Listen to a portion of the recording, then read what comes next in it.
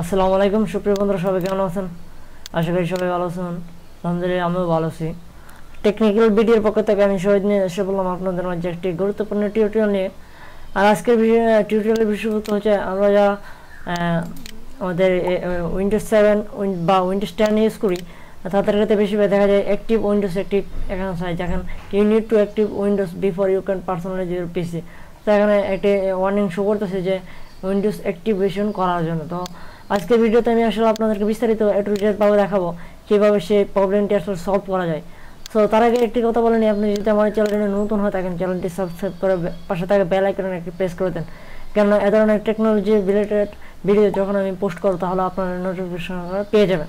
So কথা বাড়াবো না, তো এ ধরনের অ্যাক্টিভ উইন্ডোজ দিয়ে go to setting active windows সেটি রিমুভ করতে বা সেই ওয়ার্নিংটি এখান থেকে সরানোর জন্য আপনাকে যা করতে হবে, জাস্ট আমি একটি লিঙ্ক দিয়ে দেবো, ওই লিঙ্ক থেকে একটা সফটওয়্যার ডাউনলোড করে নেবেন।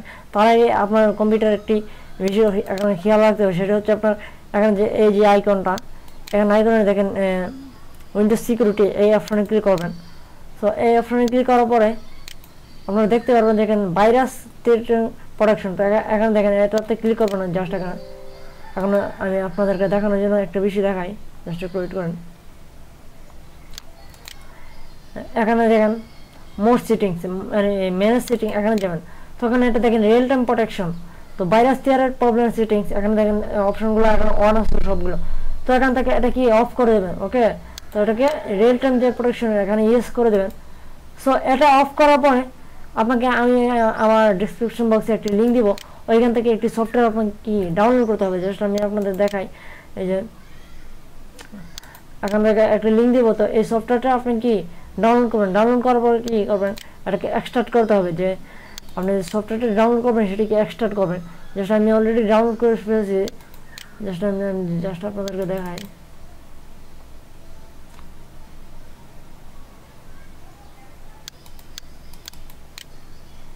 এই যে KMS Pro পোর্টেবল, তো এটাকে জিপ ফাইল থাকবে, সেটাকে আনজিপ করে নেবেন আপনারা। তো তারপর এই ফোল্ডারটিতে ঢুকবেন।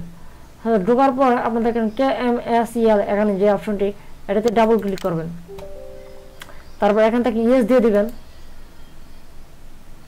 সো ইয়েস দেওয়ার পর কিছুক্ষণ একটু ওয়েট করবেন।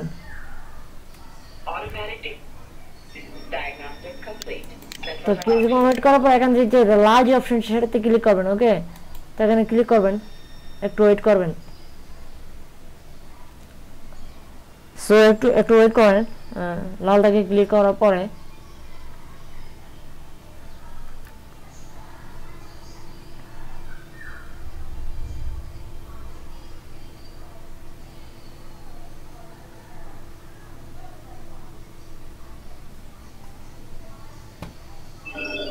Incoming transmission. সো একটু ওয়েট করেন, এখানে একটু লোড নিচ্ছে।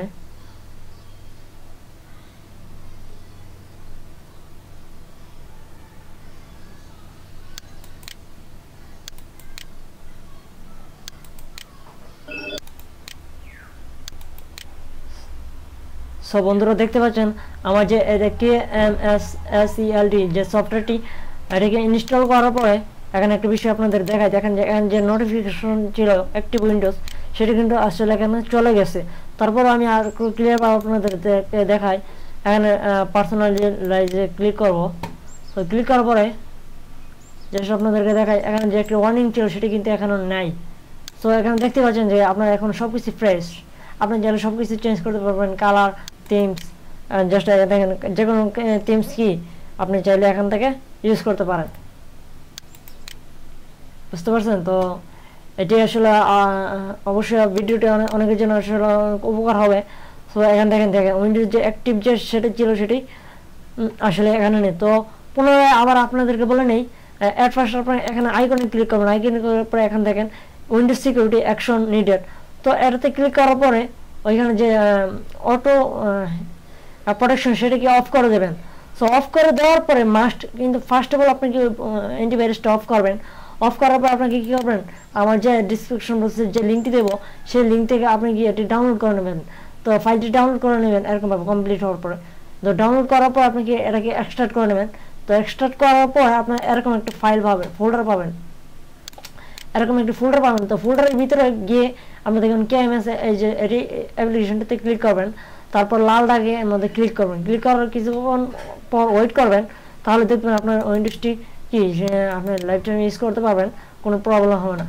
সো আশা করি ভিডিওটি ভালো লাগছে।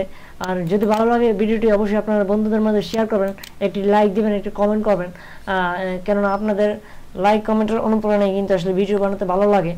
সো ভালো থাকবেন। ওকে, আল্লাহ হাফেজ। Thank you so much.